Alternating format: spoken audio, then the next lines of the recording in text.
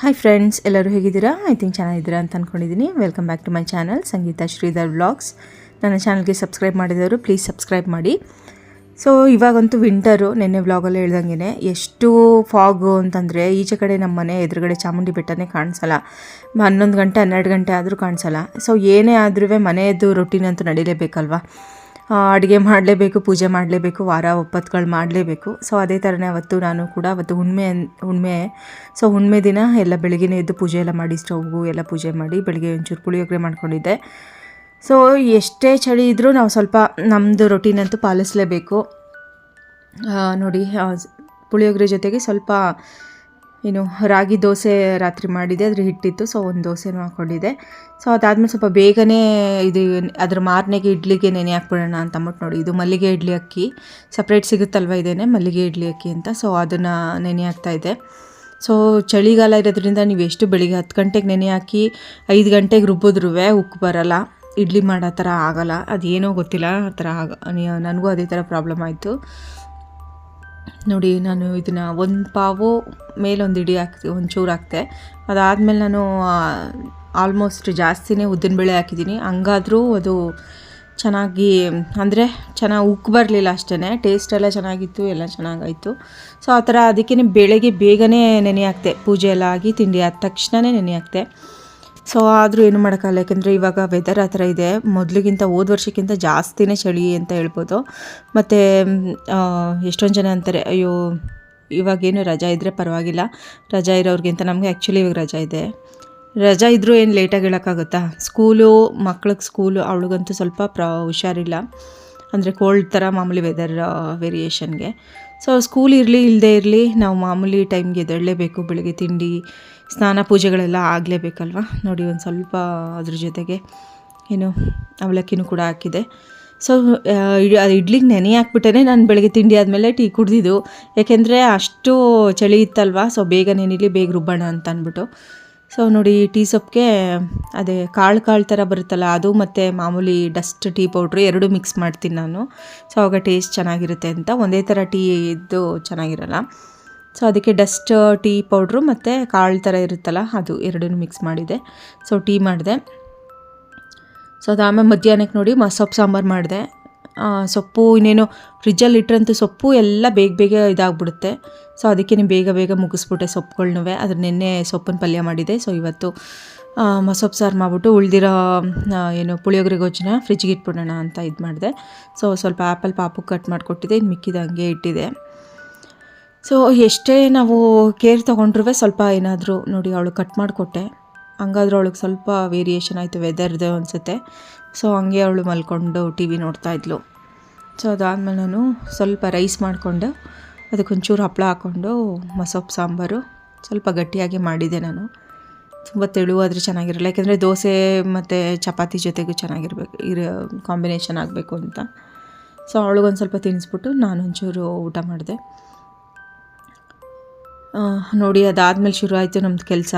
ಅಯ್ಯಪ್ಪ ಇದಂತೂ ಫ್ರಿಜ್ ಒಳಗಡೆ ಬೇಗ ಏನಕ್ಕೆ ಇಷ್ಟು ಬೇಗ ಎಲ್ಲ ಸೊಪ್ಪೆಲ್ಲ ಕೊಳ್ತೋಗೋ ಥರ ಮತ್ತು ಒಂಥರ ಬೇಗ ಬೇಗ ಎಲ್ಲ ನೀರು ತುಂಬ್ಕೊಳ್ಳೋ ಥರ ಆಗ್ತಿದೆ ಅಂತಂದರೆ, ಆಮೇಲೆ ಮೇಲ್ಗಡೆ ಫ್ರೀಝರಲ್ಲಂತೂ ಹೆವಿ ಈಗ ಇದಕ್ಕೂ ತುಂಬಾ ಜಾಸ್ತಿ ಆಗಿತ್ತು. ಅದು ಮೊದಲು ನಾರ್ಮಲ್ ಟೆಂಪ್ರೇಚರ್ಗೆ ಹಾಕಿದ್ದೆ ಅಲ್ವಾ, ಸೊ ಇವಾಗ ತುಂಬಾ ಲೋಗೆ ನಿಲ್ಲಿಸ್ತೆ ಇವಾಗ. ಸೊ ಅದು ನಾರ್ಮಲ್ ಇತ್ತಲ್ವ, ಈಗ ಮೊದಲೇ ಕೋಲ್ಡ್ ಜಾಸ್ತಿ, ಸೊ ಇನ್ನೂ ಜಾಸ್ತಿ ಅದು ಮೊದಲೇ ಒಂದು ವಿಡಿಯೋ ಮಾಡಬೇಕಾಗಿತ್ತು. ಅಲ್ಲಂತೂ ಯಪ್ಪ ಯಾವ ರೀತಿ ಕಟ್ಕೊಂಡಿತ್ತು ಎಲ್ಲ ಐಸ್ ಅಂತಂದರೆ, ಅದೊಂದು ವಿಡಿಯೋ ಮಾಡೋಕ್ಕಾಗಲಿಲ್ಲ ನನಗೆ. ಇಲ್ಲ ಅಂದಿದ್ರೆ ಅದು ಇನ್ನೂ ಜಾಸ್ತಿ ಒಂದು ಐಸ್ ಫ್ರೀಸ್ ಮಾಡ್ತೀವಲ್ಲ ಅಲ್ಲಿ.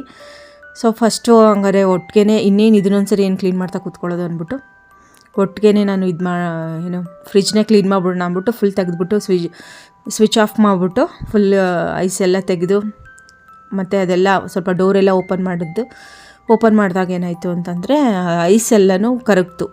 ಸೊ ಆವಾಗ ಒರೆಸ್ಕೊಳ್ಳೋಕೆ ಈಸಿ ಆಗುತ್ತೆ ಅಂತ ಇಲ್ಲೆಲ್ಲ ನೋಡಿ ಪೌಡ್ರುಗಳು ಎಲ್ಲ ಒಂಚೂರು ಚೆಲ್ಲಿತ್ತು. ಅವತ್ತು ನಮ್ಮ ಅಮ್ಮ ಬಂದಿದ್ದರು, ಅದಕ್ಕೋಸ್ಕರ ನಾನು ಈ ಕೆಲಸ ಹಿಡಿಯೋಕ್ಕೆ ಸರಿ ಆಯಿತು. ಏನಕ್ಕೆ ಅಂತಂದರೆ ಅವರಾದ್ರೆ ನಮ್ಮ ಪಾಪು ನೋಡ್ಕೊಳ್ಳೋದು, ಯಾಕೆಂದರೆ ಅವಳಿಗೆ ಹುಷಾರಿರಲಿಲ್ಲ ಅಲ್ವಾ, ಅದಕ್ಕೋಸ್ಕರ ನಮ್ಮ ಅಮ್ಮನ್ನ ಕರೆಸ್ಬಿಟ್ಟೆ. ಸೊ ನಾನು ಇದು ಅಟ್ಲೀಸ್ಟ್ ಆ ಟೈಮಲ್ಲಿ ಸೈಕಲ್ ಗ್ಯಾಪಲ್ಲಿ ಈ ಥರ ಎಕ್ಸ್ಟ್ರಾ ಕೆಲಸಗಳನ್ನ ಮಾಡ್ಕೊಂಬಿಡ್ತೀನಿ ನಾನು. ಇಲ್ಲ ಅಂತಂದರೆ ಈ ಥರ ಕೆಲಸಗಳು ಮಾಡೋಕ್ಕೆ ಪಾಪು ಬಿಡಲ್ಲ, ಅವಳು ಏನಾರು ಬಂದು ಅಂಡೋದು ಹಂಗೆ ಮಾಡ್ತಾಳೆ. ಸೊ ಅದಕ್ಕೆ ನಮ್ಮ ಅಮ್ಮನ್ನ ಪಾಪು ನೋಡ್ಕೊಳ್ಳೋಕೆ ಹೇಳ್ಬಿಟ್ಟು ನಾನು ಇದನ್ನೆಲ್ಲ ಮಾಡಿಕೊಂಡೆ. ಸೊ ಅವರು ಸ್ವಲ್ಪ ಎಲ್ಲ ತೊಳೆದುಕೊಡೋಕ್ಕೆ ಹೆಲ್ಪ್ ಮಾಡಿದ್ರು. ಡ್ರಾಯರು ಅವನ್ನೆಲ್ಲ ವಾಶ್ ಮಾಡಿಟ್ರು. ಸೊ ಒಣಗಿದ ಮೇಲೆ ಅದನ್ನು ನಾನು ಅದ್ರ ಜಾಗಕ್ಕೆ ಇಡ್ತಾಯಿದ್ದೀನಿ. ಸೊ ಇಲ್ಲಿ ಬರೀ ಬಟರು ಮತ್ತು ಮಿಲ್ಕ್ ಪೌಡರು ಅದು ಮಾತ್ರ. ಸೊ ಇಂಥವು ಫ್ರೆಶ್ ಆಗಿರೋದು ಮಾತ್ರ, ಹಳೇದೆಲ್ಲನೂ ಎಸ್ಬಿಡೋಣ ಅಂತ ಎಸ್ದೆ. ನೋಡಿ ಪೌಡ್ರುಗಳು ಎಲ್ಲನೂ ಕೂಡ ಬೇರೆ ಬೇರೆ ಸಪ್ರೇಟ್ ಮಾಡಿದೆ. ಎಕ್ಸ್ಪೈರಿ ಡೇಟ್ ನೋಡಿಕೊಂಡು ಮಿಕ್ಕಿದೆಲ್ಲ ಚೆಲ್ಲೋದು, ಅಂದರೆ ಅಂಥದ್ದೇನು ಇಟ್ಟಿರಲಿಲ್ಲ ಬಿಡಿ ಜಾಸ್ತಿ, ಒಟ್ಟಿನಲ್ಲೆಲ್ಲ ಅಂಟ್ಕೊಂಡಿತ್ತು ಅಷ್ಟೇ.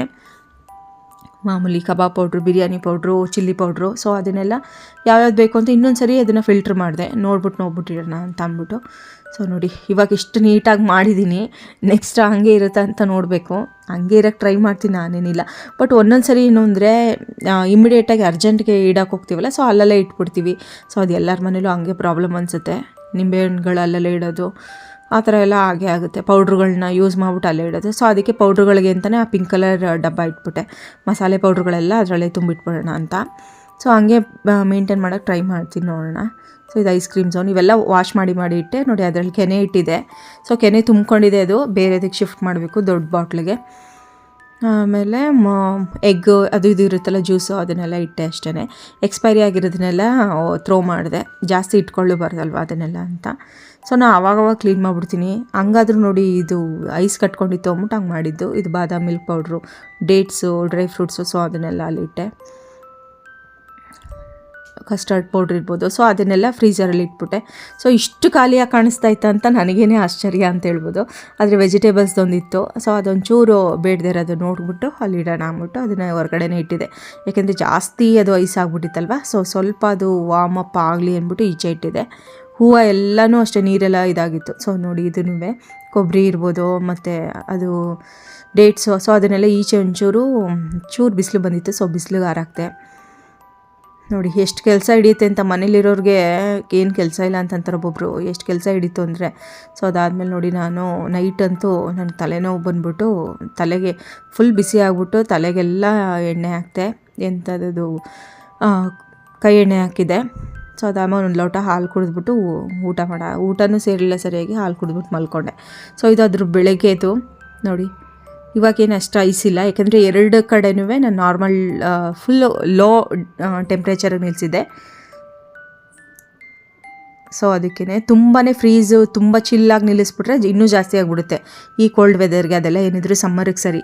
ನೋಡಿ ಇದೆಲ್ಲ ನೇಲ್ ಪಾಲಿಶು, ಒಂದು 3 ಕಾಸ್ಟ್ಲಿ ನೇಲ್ ಪಾಲಿಶ್ ಇದೆ, ಅದನ್ನ ಮಾತ್ರ ಇಲ್ಲಿ ಮೇಂಟೈನ್ ಮಾಡ್ತೀನಿ, ಯಾಕೆಂದರೆ ಗಟ್ಟಿ ಆಗಬಾರ್ದು ಅಂತ. ಇನ್ನು ಮಿಕ್ಕಿದೆಲ್ಲ ಈಚೆ ಇಟ್ಟಿರ್ತೀನಿ.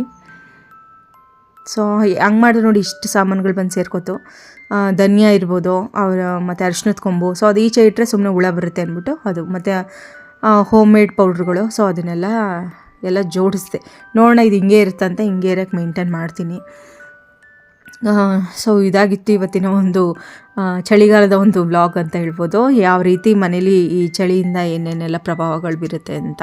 ಸೊ ಅದ್ರ ಮಾರನೆಗೆ ನಾನು ಇಡ್ಲಿಗೆ ರುಬ್ಬಿದೆ ಅಲ್ವಾ, ಸೊ ಅದ್ರ ಮಾರನೆಗೆ ಇಡ್ಲಿ ಮಾಡೋಣ ಅಂತಂದರೆ ಅದು ಬರಲೇ ಇಲ್ಲ. ಸೊ ದೋಸೆ ಮಾಡ್ಕೊಂಡ್ವಿ.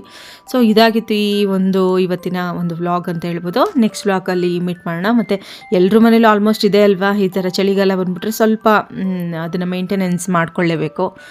ಸೊ ಇದಾಗಿತ್ತು ಗೈಸ್ ಇವತ್ತಿನ ಒಂದು ವ್ಲಾಗ್. ನೆಕ್ಸ್ಟ್ ವ್ಲಾಗಲ್ಲಿ ಮೀಟ್ ಮಾಡೋಣ. By, take care. ಆ್ಯಂಡ್ ನನ್ನ ಚಾನಲ್ಗೆ ಸಬ್ಸ್ಕ್ರೈಬ್ ಮಾಡಿ.